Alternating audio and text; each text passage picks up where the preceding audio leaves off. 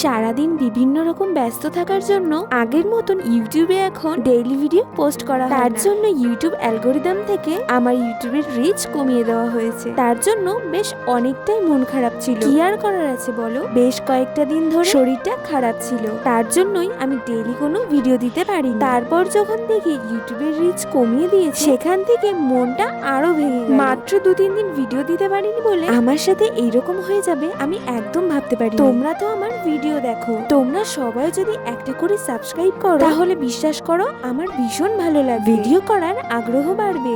আর সবাই যদি একটা করে লাইক দাও তাহলে আমার থেকে খুশি হয়তো কেউ হবে। বেশ কয়েকদিন পরে শরীরটা আজকে একটু সুস্থ হয়েছে, তাই বাজার থেকে অল্প একটু মাংস নিয়ে এসেছি, সেটাই আস্তে আস্তে রান্না করে নিলাম। শরীর খারাপ থাকুক আর যাই থাকুক, নিজের কাজগুলো কিন্তু নিজেকেই করে নিতে হবে। মাঝে মধ্যে মনে হয় আমি কি ইউটিউবটাকে বেছে নিয়ে ভুল করলাম নাকি সময় নষ্ট করছি। আচ্ছা তোমরাই বলো তো, আমি কি কিছু ভুল করলাম? যাই হোক, জীবনে তো চড়াই উতরাই আসতেই থাকবে, তার জন্য আমাদের ভেঙে পড়লে মোটেই হবে। রান্না বান্না হয়ে গেলে স্নান করে একটু রোদের মধ্যে দাঁড়িয়ে, কারণ এই ভিজে চুলগুলো তো শোকাতে হবে। আর হ্যাঁ, তোমরা আমার ভিডিও কে কোথা থেকে দেখছো কমেন্ট করে অবশ্যই জানাবে। আর আমার ভিডিওগুলো দেখতে ভালো লাগে কিনা সেটাও কমেন্ট করবে, আর একটা সাবস্ক্রাইব করবে।